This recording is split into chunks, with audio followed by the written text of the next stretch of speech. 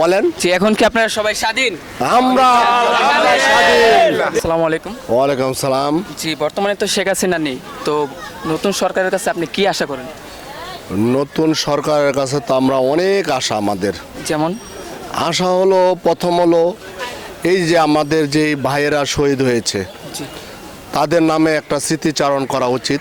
জি জি তারপরে আপনার হলো যেমন একটা সরকারি ছুটি ঘোষণা করা উচিত, গাইবি জানাজা করা উচিত, তারপরে আমাদের ওদের বিচার করা উচিত। তারপরে আপনার হলো এই দেশকে সংস্কার করা উচিত। সংস্কারের ভিতরে কারা আছেন? যারা বাংলাদেশের ঊর্ধ্বতন কর্মকর্তা থেকে একবারে জিরো লেভেল প্রতিটা মানুষকে খন্ন খন্ন করে খুঁজে বের করতে হবে।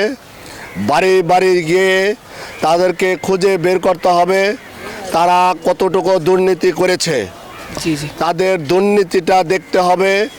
তাদের বেতন যদি 10 টাকা হয়, সে 10 টাকা দিয়ে বাড়ি করেছে কিনা না 12 টাকা দিয়ে বাড়ি করেছে, সেটা দেখতে হবে। দেখে সব কিছু মিলে দেখতে হবে সে বাড়িটা কিভাবে করেছে।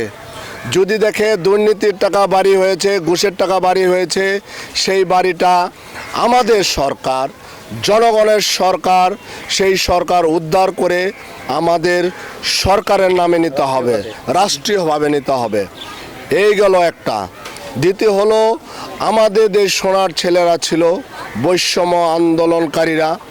দে was very good, they are excellent.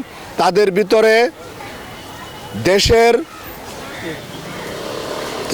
কি বলা হয় এটা, তেজ ছিল, শক্তি ছিল, বল ছিল, দেশের প্রতি মায়া ছিল, প্রতিটা জিনিস তাদের ভিতরে ছিল। এই ছেলেদের 32 ঘন্টা হারুন ডিবি 32 ঘন্টা হারুন ডিবি অনাহারে রেখেছে।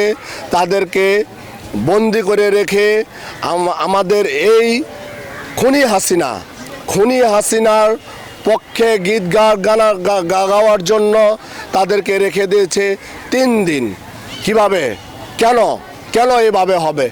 একটা হারুন এই দেশকে জিম্মি করে রেখেছে কেন? আমরা শেখ হাসিনার আমলে কথা বলতে পারি নাই। মনে হচ্ছে পিছনে আমাদের পুলিশ, সামনে আওয়ামী লীগ। আমাদেরকে ধরে ফেলে নাকি, আমাদের জানালাদা গুলি করে নাকি, আমাদের দরজা ভেঙে ফেলে নাকি, আমরা এই জিনিস দেখতেছি। আমার ঘুম হসতো না। আরে ওরা কি চলে আসলো নাকি, ওরা চলে আসলো নাকি? আমার বাচ্চাকে বলতাম, আমার মাকে বলতাম, আমার ওয়াইফকে বলতাম, দেখো ওরা কি চলে আসলো নাকি, দেখো তো আমি নিচে কে আছে, কেন কলিং বেল টিপলো, দেখো তো ওরা চলে আসলো নাকি। আমি তো কোনো অপরাধ করি নেই, আমি তো তাদের মারি নেই, কেন আমাকে ধরবে? আমি একটা আওয়ামী লীগের বিপক্ষে কথা বললেই আমি রাজাকার হয়ে যাব। কেন কেন বলেন? জি, এখন কি আপনারা সবাই স্বাধীন? আমরা স্বাধীন, আমরা এখন স্বাধীন। আর আমাদের এখানে রাষ্ট্রীয় সম্পদগুলো ভাঙচুর করা হচ্ছে, তো এই বিষয়ে না, আমি বলবো এই বিষয়টা, আমি বলবো রাষ্ট্রীয় সম্পদ হলো আমাদের ট্যাক্সের টাকায় রাষ্ট্রীয় সম্পদ তৈরি করা হয়েছে। এই টাকা আমাদের। এই শেখ হাসিনার বাড়ি সবাই বলে, প্রতিটা মিডিয়াতে বলে লুট করা হয়েছে। এটা লুট বলা হয় না, এটা বলা হয় এক আপনার জাদুঘরে টানাবে। প্রতিটা মানুষের বাসায় বাসায় জাদুঘরে টানাবে, ছেলে মেয়েদের, ভাই বোনদের, নাতিপুতিদের স্মৃতি হিসাবে রাখবে। সেখানে দেখায় বলবে এইটা হলো খুনি শেখ হাসিনার বাড়ির এই যে কাঠের আলমারি, আমাদের এই কাপড়, এইভাবে চলতো। সে এইভাবে আমাদের খুনি করেছে, হাজার হাজার মানুষ খুন করে সে এই গণভবনে আলিশানভাবে সে বাসস্থান করত। তার 6 স্তরের বডিগার্ড নিয়ে সে চলতো। সে আছে কোথায়? জনগণ চাচ্ছে সে কোথায়? আবার আসুক বাংলাদেশে, তাকে দেখব সে কি আসলে আমাদের নেত্রী ছিল না ছিল না। আমরা চাই তুমি এই দেশ তোমাদের আওয়ামী লীগ থাকবে না, তোমাদের কোনো দলীয় লোক থাকবে না, তোমরা একটা স্বৈরাচার, রক্তে খেকো রক্তে খেকো রক্তে খেকো তোমরা।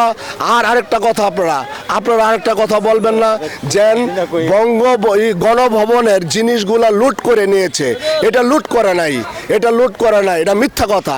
একটা শেখ হাসিনার পিয়ন যদি 400 কোটি টাকা কামাইতে পারে, শেখ হাসিনার ভাষায় বলছে 400 কোটি টাকা আমার পিয়ন কামাইছে, সেখানে যদি আপনারা বলেন একটা ছোট আলমারির চিকন একটা নিয়ে গেছে, সেটা লুট কিভাবে হয়? চেয়ার নিয়ে গেছে, সেটা লুট বলবেন কেন? ওয়াই লুট বলবেন কেন? আমাকে বলেন, এটা কি লুট বলে? লুট বলে কোনটা? যেটা আপনার নিয়ে যাবেন, বছরের পর বছর খাবেন, সেটারও লুট বলা হয়। ধান, চাল, সোনা, গয়না যে সময় বাসায় নিয়ে যাবেন, আপনার স্তব করে রাখবেন, সেই সময় সেটা লুট বলা হয়। এটা লুট বলা হয় না। এইটা বাংলাদেশের মানুষ দেখতেছে কিভাবে কি করতে হবে, সেটা আমরা পরিচালনা করব। আমরা জানি আমাদেরই দেশ, আমরা আমাদের